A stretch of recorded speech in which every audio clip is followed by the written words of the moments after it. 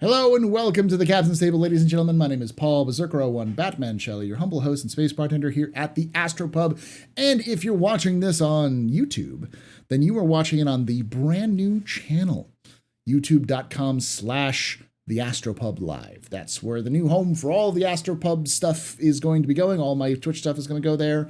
I split the channel between that and the old channel. The old channel is now the Astro Historian for lore. So that's just a little bit of a, make sure you subscribe to this channel if you want to keep up with all this stuff. Or join us live, twitch.tv/TheAstroPub on Saturdays at 3 p.m. Pacific, 6 p.m. Eastern.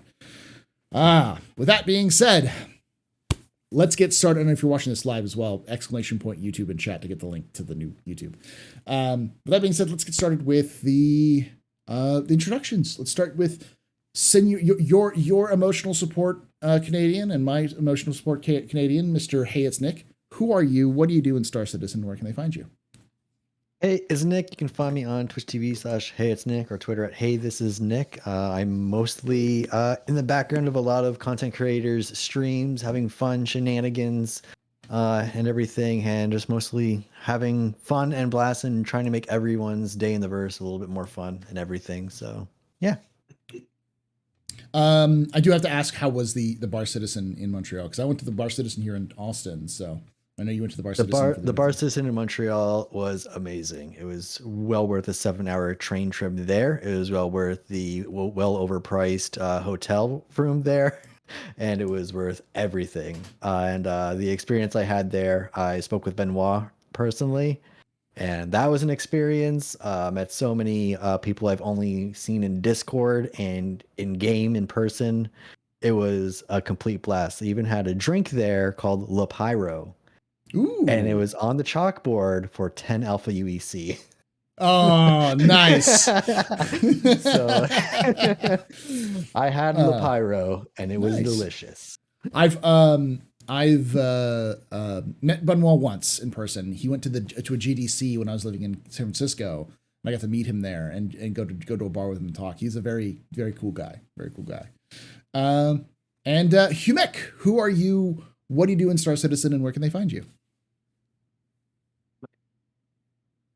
A VTuber, obviously, and I like to, I guess, guide people in Star Citizen. So if anyone needs some sort of personal tutorial or tour guide, that's kind of my thing. I like to stream on the weekends. Lately, though, it's been like a different kind of game just because of where Star Citizen is at. And also, I have been on vacation and also sick for a week. So apologies if my voice is just not up to it today. And also, I do motovlogging stuff on the side. That's like a little side project. I have some film from my recent journeys that I'm working on editing. Yeah, that's about it. Oh, where you can find me is Humech on Twitch at just Humech. And then on Twitter, it's Humech Dame, Dame. Nice. I still expect when the Ranger comes out to see the equivalent of low flying from you with motoblogging with the Ranger, you know. That's important. It's very important. I will be doing so. Awesome. All right, so make sure you're following both of these wonderful content creators, HeyItsNick and Humech. You can find them on Twitch mostly, but also YouTube. I know you mostly Twitch though, right, Nick? Yeah, Twitch mostly. Yeah, some TikTok and Yeah, check it out. Check it out. The new. I need to get on TikTok. I've been doing these shorts on YouTube, and I gotta start doing it on TikTok because I've been hit. But I can't. Every time I try, I don't know. I don't know what it is. It's the vertical thing. It's the vertical thing. Once you get past the vertical thing, everything it's just pure content creativity, and it's so good once you get past that vertical thing, and once you actually start thinking about creating content in vertical, it's a very different but creative, and I think that's why I kind of am starting to get into it or more dabble in it, just because it's like I feel like I'm gonna just be truly creative on TikTok and have fun on it versus where I feel like Twitch and YouTube is just very structured in the way you have to do things, but Twitch is just more like do whatever you want. It might blow up. You don't know. Yeah. I get that feeling. It feels like the Wild West, which is a good thing. In that, for the elevator pitch sounds up my alley, but I don't know. It's installed, but I can never just stay in it. You got to find the right like TikTok community where you just start scrolling and be like, oh, these are all videos that are relative to me. I'm gonna just keep scrolling, and it's been 3 True. hours, and they're giving you that hold up, you've been scrolling for way too long pop up. Yeah. It's good they have that. All right. Well, let's get started on the actual topics for today. We're going to be talking about two things. We're going to talk about we'll be talking about one thing, which is 3.17.2. It's on the horizon. We're seeing a bunch of new information, and it's in Evocati, so there's a bunch of new smaller leaks that are coming out and that are being confirmed every couple of weeks. The big one this week was the reinforcements and the existence of the outpost derelicts, the colonial outposts derelicts or ruins, which were supposed to be for Pyro. They're actually coming in 3.17.2 with reinforcements arriving as well, beginning to bring in and stuff like that. That was been confirmed because of a roadmap roundup. But there's actually another one recently, which is the Mustang Alpha has a usable cargo bay. For once, finally. So, yeah, let's start with you, Humech, on this one. What do you think this means in terms of like short term and say like long term, not just for the Mustang Alpha, but in terms of CIG's proposed fixing of the new player experience? Well, in the short term, for my own personal reasons, I feel guilt for pushing people away from the Mustang because I knew that the Aurora was going to give them a better beginner experience. But that's my own thing. What I would say it is that Star Citizen or CIG is paying attention to the new user experience finally, because I assume that they're feeling like their game has a bit more foundation to it. Because their reasons for not doing this in the past or for focusing on new players at all has been again and again that they don't feel that the game is in a state where they can provide info because it's just wasted work.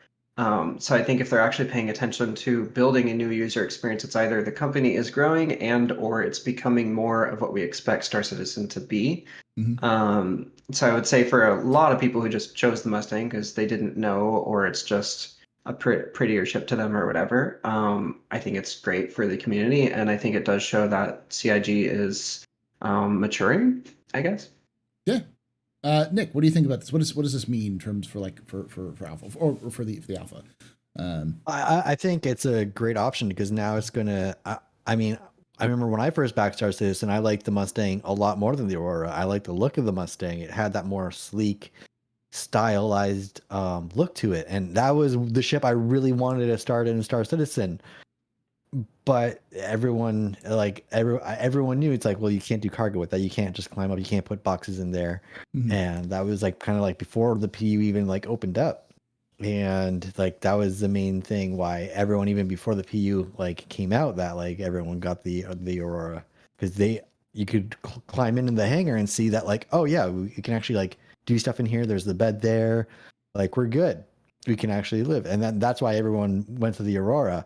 But I think if they're going to start introducing the actual boxes to do box missions, it's gonna be like so good for starting players to come in and being like, I like the Mustang, that's a good starter ship. I like the Aurora, that's a good starter ship. Now it's coming up to what does the player just like, versus what can it do? Because they can both do the same things now, pretty much. Except for the bed, but except for the bed, but like who's really using the bed in Aurora? Well, yeah, and Not you also have the Mustang Beta, which exists, which is that trade off where you lose the bed, you lose the cargo bay, but you gain a bed. So you know that's always existed. True. But yeah. What do you think, Nick, in terms of long term? What does this mean long term for the new player experience now that the CIG seems to be really focusing on these starter ships? Yeah, I think the new player experience is going to be changing drastically soon. I mean, they've already talked about how they're reworking the first 30 minutes of the player experience. And that's going to be really interesting to see what they do next. We don't know what they're going to do next, but I think it's going to be I think we're going to start to see strides of improvements because we're starting to see a lot of large content creators come to Star Citizen, and everyone is seeing how hard and tough it is to be a new player and to start in this game. And I think it's going to be improving drastically over the next few months. Yeah, someone in chat just said, "Wait, we have a new player experience, lol." And I think There are that all Trial those by little, fire. yeah, there are all those little hints at the bottom that everyone ignores. yeah, it's you have the hints, and then the rest of it is a cliff. Uh, here's a hint: climb the cliff. Here's some handholds here, but you gotta, you know. I'm glad that Mustang is finally getting its full capabilities. It's a long time coming, and I've always said that the Mustang is a great ship for people who want to be more combat pilots because it just feels better, it handles better, and has good damage output for what it has because it has 2 size 1s and 2 size 2s, I think. Gimbaled, which maybe I think it's gimbaled size 2s. I thought it was just one pod of size 1s. Or am I thinking just the gamma or something? You have the wings as well. Okay. But I always All I know is it's a. Go ahead. I was gonna say it's a fun ship to fly. Like I prefer flying the Mustang to the Aurora, though I have a lot of nostalgia reasons for the Aurora. But like the Mustang's just a more entertaining ship. Yeah. So the nose is actually 2 size 2s, and then the two sides are 2 size 1s. So you have gimbaled size 2s on there. So those would be fixed size 3s. So that's actually really good for a starter ship. Well, it'd be fixed size 1 because it's the nose turret is a size 3. But I don't think you can. The turret, right? Yeah. Okay. Yeah, I don't think you can pull the turret off and replace it. That'd be cool if you could, CIG, please. Which would make it even better as that kind of trade-off option. So,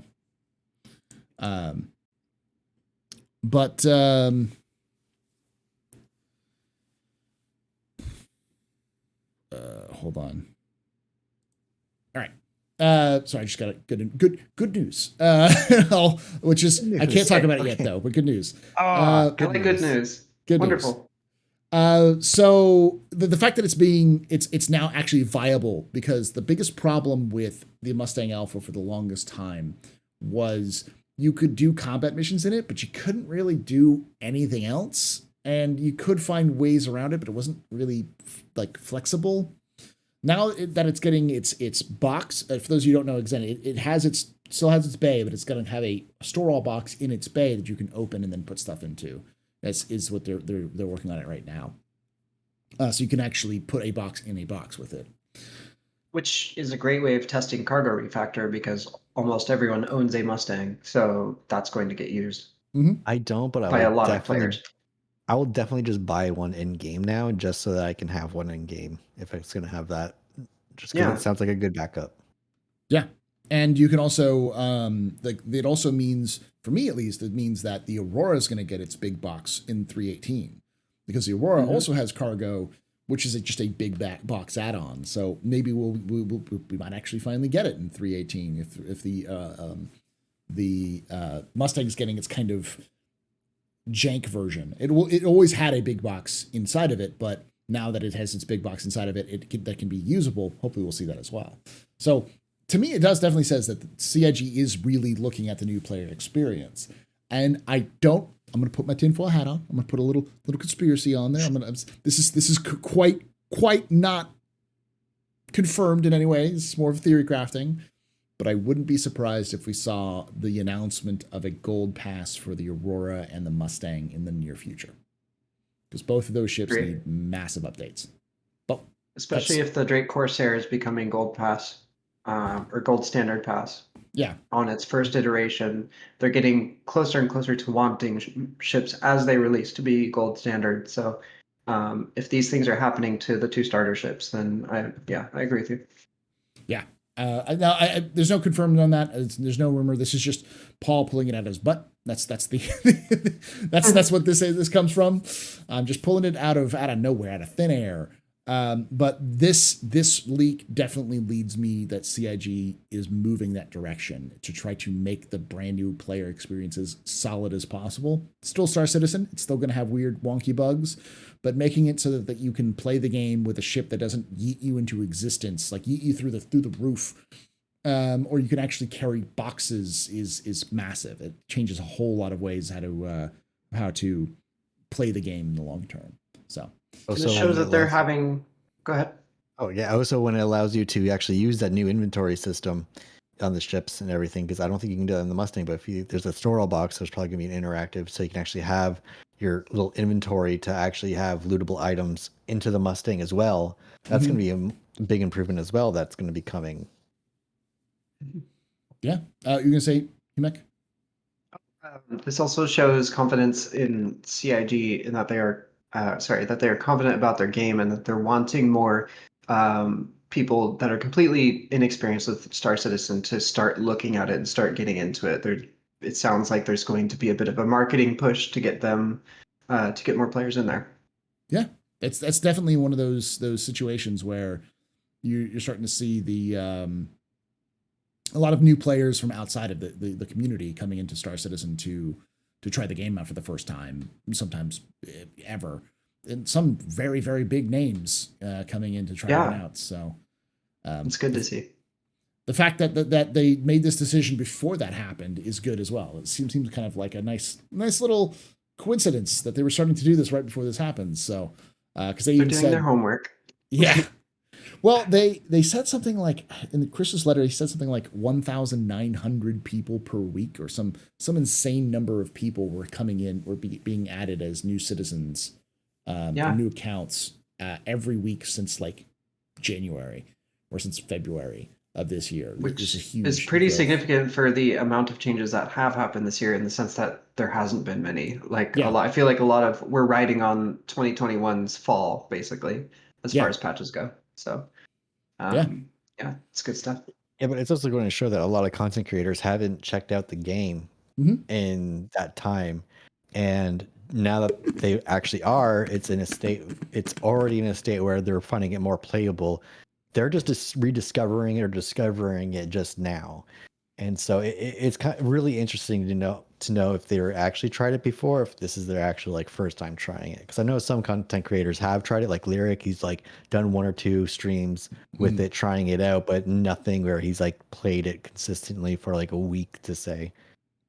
But now I'm seeing a lot of other large content creators like coming and returning to play it within a week, and it's just like, oh, okay, so this isn't just like a 1-day stream where they're just trying it. They're playing it because they want to play it, and they're continuing to play it because they want to continue to play it. Yeah. And they're finding fun with it, and I'm sure it's a lot of emergent gameplay as this game excels at. So yeah. Okay, so I got confirmation. Go ahead. Sorry. Go for it. I got confirmation from Fastcart. I got confirmation from Fastcart that says he said 1,900 new accounts per day, according to the crowdfunding spreadsheet. Is the average. That's bananas. Wow. That's crazy amount of new people coming in every day. And even if it's like 10% of that, that's still hundreds of new players in every day for this game, which is nuts. And since obviously that's a big deal, that's probably why CIG was like, we need to start doing this. But I agree with you, Humech, on that like this shows that CIG has confidence in their game, that they're like, this is a game that's starting. We got to start moving this towards that. This is a game. We need to start treating it more like a game and do the things that games do, like tutorials. Exactly. And that kind of thing. So. It's also showing that the general gaming community is now starting to have a lot more confidence in CIG's ability to make Star Citizen and Squadron 42. Yeah, for sure. Not everyone wants to put down $35 on nothing, or I think minimum's $45 now, but still, like, it's not insignificant to pay that for a game that you may just play once and then throw it away. So, it's good stuff. Speaking of this new rise of people, a lot of it's interesting. CIG has a lot of kind of corresponding things that just seems to happen a lot, where like CIG just maxed out their luck stat when they created their characters, to say that, because a lot of the folks who are coming in from other game communities are coming from places like Tarkov and Battlefield and Squad and those sorts of first-person shooter experiences. And it just so happens that 317.2 was also heavy with new first-person stuff. So that's a really good point. Let's break down. Orson is exciting to me. Let's start with there. Go ahead, Humech. Sure. What are your thoughts on the Siege of Orson? So the Siege of Orison makes no sense when you have spaceships and whatnot, but I think from a gameplay standpoint, it's fantastic, and that we will be there. There's platforms that float on Orison, which is the floating city on Crusader, if you're not aware. Mhm. And the Ninetales have taken over several platforms, and we are working in relatively large groups, from what I understand, to take back those platforms. But it's all FPS combat. And the clips and images that they've shown so far remind me a lot of, I guess, Mass Effect battles. But and anyway, I'm very excited to be having a lot more interaction with AI and other players in an FPS combat setting. They said this is going to be the Xeno threat of FPS, and that I'm stoked. So, yeah. Nick, your thoughts on the I Siege am of Orison? someone. Yeah, I am someone who's very heavily loves FPS in Star Citizen. I was in a Milsim org for FPS. I love FPS. This event is absolutely up my alley, and I'm really excited for it. I played it a bit when it was on the PTU. It bugged out immediately when I joined it, but I walked around the entire event. I went to the other platforms, and oh my god, the scale of this event in FPS is really large, larger than most FPS maps already. Like if you're thinking like Call of Duty, Battlefield, outside of like the Warzone maps, like if you're thinking just dedicated FPS size maps, this is just massive, even if you're comparing it to Battlefield size maps. And it's really large. And I would like to point out that like the reason why you can't fly to it is because they set up a device that is blocking air traffic. And I swear I said I would love to see that in a future event on this podcast past, and they've added it. So I don't want to take credit, but I'm just saying, Yeah. I think CIG heard me there. Is it like a no-fly zone, or is it like something that's actually, I guess, shooting you? Or It's an air traffic. So for the very start of the event, you need to disable a device that is pretty much like anti-air traffic controller, where it's going to it pretty much just flip-flops friendly signatures to enemy signatures, and you need to go destroy that device before you can move on to the next stage. So it's a device that you need to interact with to okay, allow flying again. And yeah, that was something that I actually interesting. recommended on this podcast in the past for future events. So I'm like, wait, that's familiar. I recommended that. Oh man, oh yeah. So that was awesome to see, and being like, yes. I'm not sure if they heard me or if they just had the similar idea, but I love it. Good job, Nick. But yeah, I'm really excited for the event. I'm really excited for the FPS fixes that they're doing for this event. Specifically, I feel like there's going to be a lot of because I feel like the very first PTU wave of that event, there was a lot of noticeable issues that came up with the FPS, with the issues of like the desync, and having to deal with friendly players who aren't who are doing the same mission as you, but friendlies, but you don't know they're friendly. So if they're wearing the same armor as the enemy just because they picked it up and looted it, what if you just shoot them and kill them? So having that additional, which is in the game now, just that little friendly marker, it makes a massive difference for that. And with the FPS desync fixes we're going to see, and a lot of other additional fixes to the FPS we're going to be seeing, just for quality of life, such as they're going to be adding in so that when you actually reload a mag, you just drop the empty mag now. It's not going to go back on your belt. That's one thing that's going to be like, yes, thank you. I can just rearm immediately. So yeah, it's going to be a great event, and I'm just so excited for it. And Yeah, I know a lot of people are going to dive in like crazy with it. I didn't think about that might, like, pretty much all of the, because this patch feels like FPS. This Yes. patch feels like the FPS patch. If we're going to say about Star Citizen, is that this is the 317.2 is the first person shooter patch, and I'll probably put that in the thumbnail for YouTube. The first person shooter. It's a good patch. idea. Yeah, I mean, The FPS it makes patch, sense with the outposts and the pirates event. So yeah, but it feels lots like of FPS. all of this stuff is being crafted because of Orison, like the Siege of Orison. So like they're like, hey, let's do an FPS event, and then they're like, oh wow, FPS isn't great. We need to fix a lot of these problems, from desync to like dropping empty mags to to seeing, because I don't think it's friendly markers. I think it's enemy markers now, where you can see enemies, and friendlies will not pop up. No, Okay. it might be the opposite. It might be friendlies. I think it might actually be friendlies. Friendly, you get Yeah. a blue marker over friendlies, but you get no markers over enemies. Enemies, yeah. So if someone else is taking the mission, you should also be able to see their pop up on their HUD. Yep. So Which is I'm also so glad because I've ended up in Clasher so many times because of that. yeah, but it's also a great way for the party issues. If you lose party markers, you still get the friendly marker. yeah.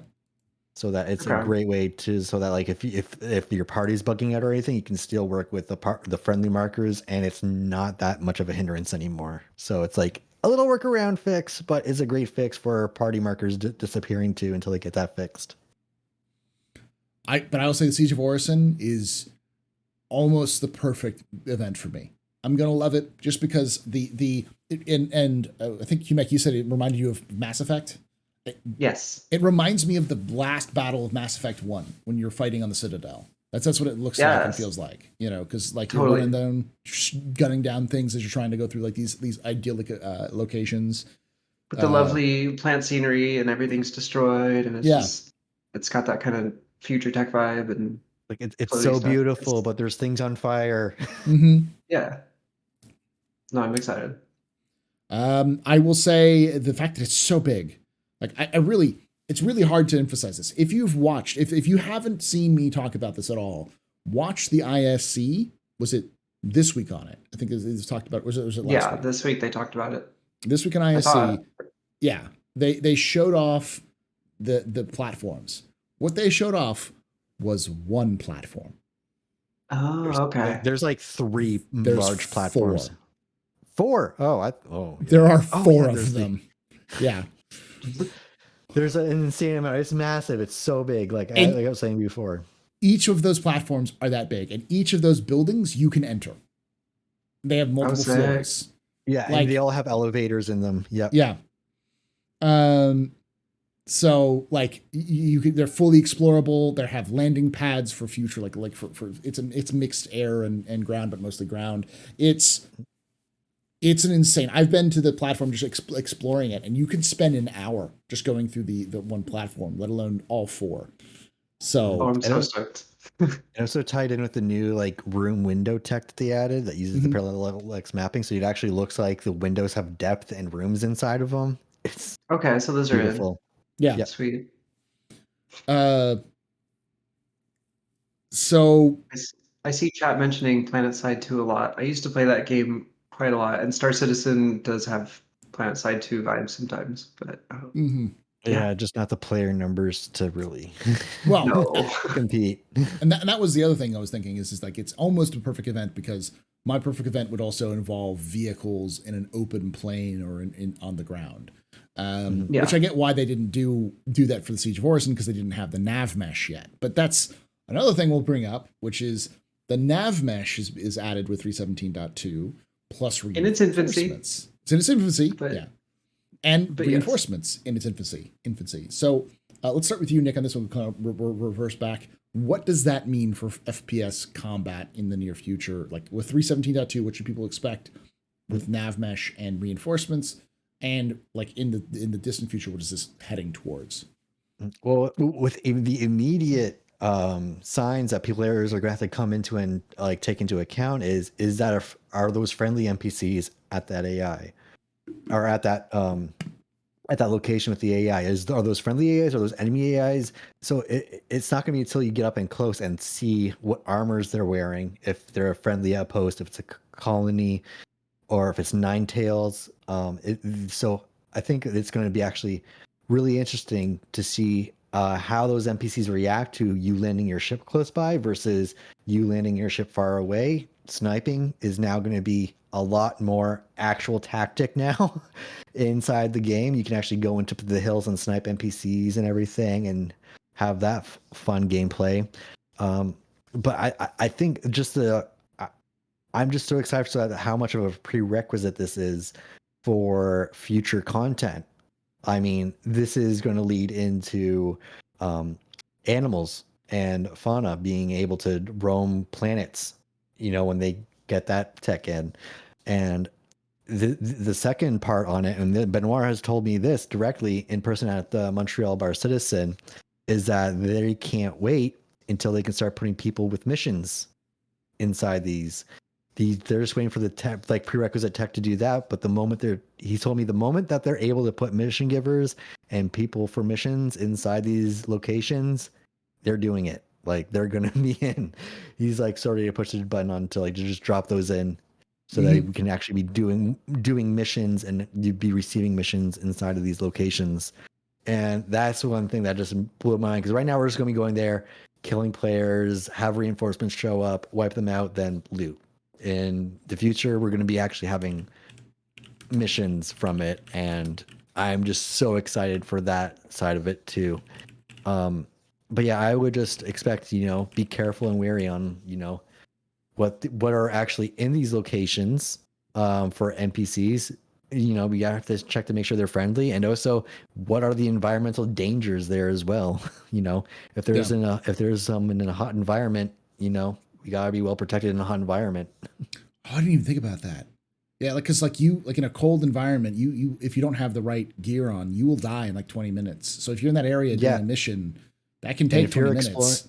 And if you're exploring a reclaimer wreck, say on Yella and freezing, you gotta be, and you get trapped or stuck somewhere and need a second player to come help you out. Things can be tough just on the environmental side alone. Yeah. The cold suits are not armored. Cold or hot suits. Those are soft armors. Yeah, they're just they're undersuits. basically clothes. Yeah. So that's gonna be interesting. I love that. Humech, what do you think about this whole addition of both reinforcements and these sort of outposts, these I guess colonial ruins?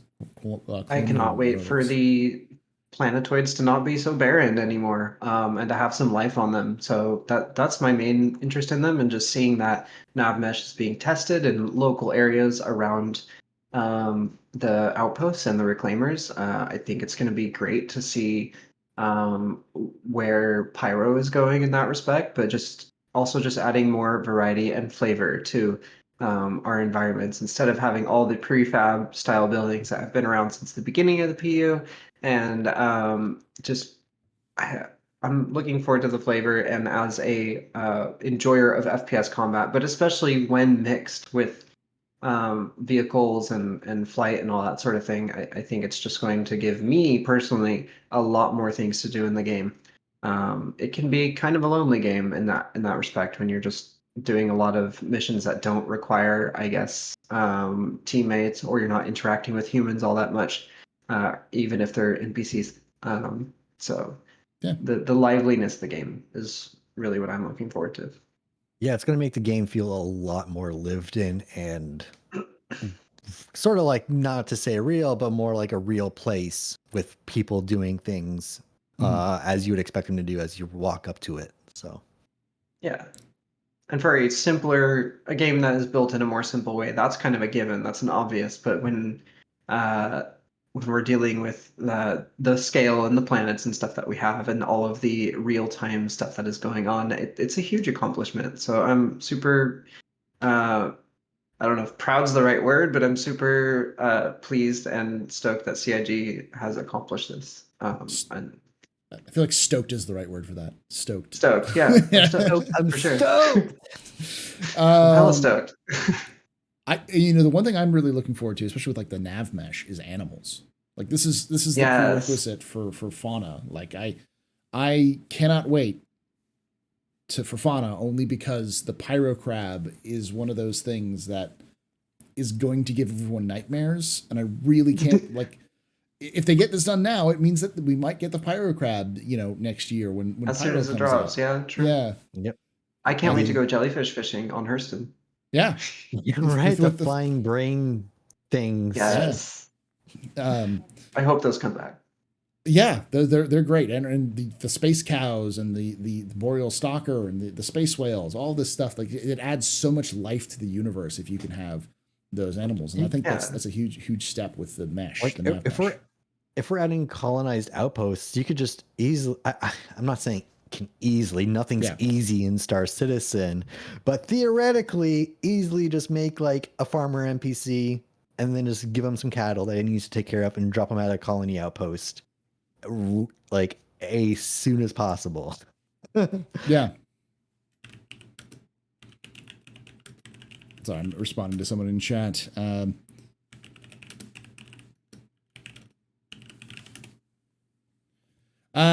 This everything seems to be built around Orison, the Siege of Orison, but it also seems to be moving us towards a fuller universe. You know, the fact that, like, one of the things I can't wait for are the videos of someone finding a random NPC in the middle of nowhere. You know, some Ninetales someone's low flying and is like, is that a Ninetales guard? What the hell are they doing, like, in the middle of the desert in Hurston? Because they somehow got kited out from their bunker way out into the middle of the desert somehow. They're without water and they need your help. Yeah. Or you get those FPS bunker missions to clear 10 enemies, and then you clear 10 and you're at 9. You're like, where's the last one? And then you end up looking around, and then it's just like you end up finding like 20 kilometers out, walking away. Yeah. Like, what are you doing? You're just weaving. I already had that problem with the rescue the hostages mission, or rescue the 890 jump missions, where like sometimes they will just EVA away. They'll just go out of the ship. They'll just leave. Yeah. So that's where they've gone. Yeah, they're outside of the 890 somewhere. Yeah. Yeah. If you leave the door open, they'll leave. They'll just find a way of just escaping. That explains so much. What was the other one? Big changes. Reinforcements is big. Yeah. Not only just NPCs roaming in within a patrol, but while you are attacking them, for more of them to show up. That's going to be quite nice. Yeah. That's a good time for a railgun, perhaps. I'm really hoping that they'll add reinforcements missions to bunker missions. So like you clear it out, and then when you get back up, once you've cleared out the last one, reinforcements will drop in, and you have to like fight them off, or you have to out. Or you have to like get in your ship and fly away and just run away, you know, because or they blow up your ship, and then you have to like board their ship and kill all of them, and then take their ship and escape with it, that kind of thing. Those are some epic moments like that. Yeah, that's gonna be a whole other situation where like you thought the bunker was clear and safe, and then you leave, and now it's like, well, now you're surrounded outside. So what are you gonna do now, right?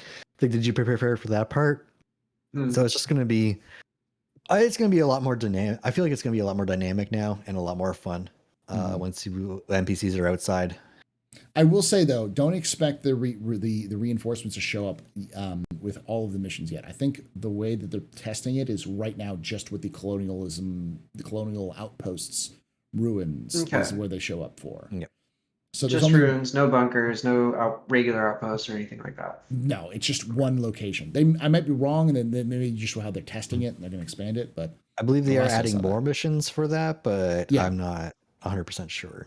Yeah, we'll see how that happens, because it was early in the Evocati leaks, like with the first Evocati that they said, yeah, we're going to add this in a future patch, and it's going to be just for this though. So still worth a try, and just to see how it goes, and make sure they get their test data they need. That's the key to remember, is that all of this stuff is the first implementation of it, and it's a lot of first implementation stuff. For being a nothing patch, 317, the 317 families are turning into a very big patch for content. It is. And it doesn't feel like a 0.2 patch. It feels like a .18 patch. It's feeling pretty substantial. Yeah. I think that's it for our discussions. Keep an eye out for 317, the FPS patch in the near future. Thank you. Make sure you're following Humech and HeyItsNick. Make sure you follow them on their social medias.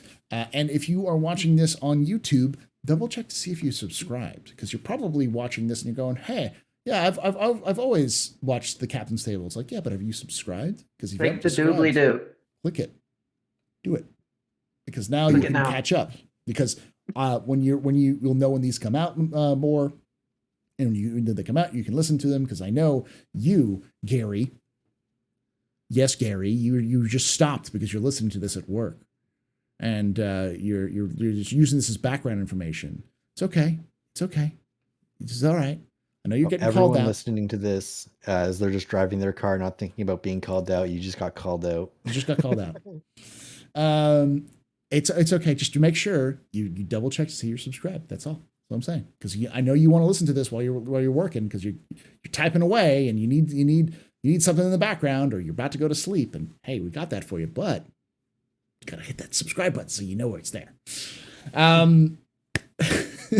But with that being said, thank you all for joining us. Thank you to Humech and HeyItsNick for coming out for this new-ish show.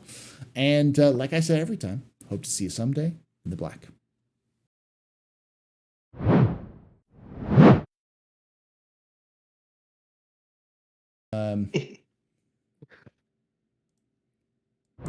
There you go.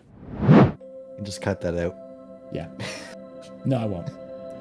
No, it's gonna be in Leave there. it It's in. gonna be glorious, and everyone can enjoy it. Make a comment if you watch this in the video about how I'm such a professional.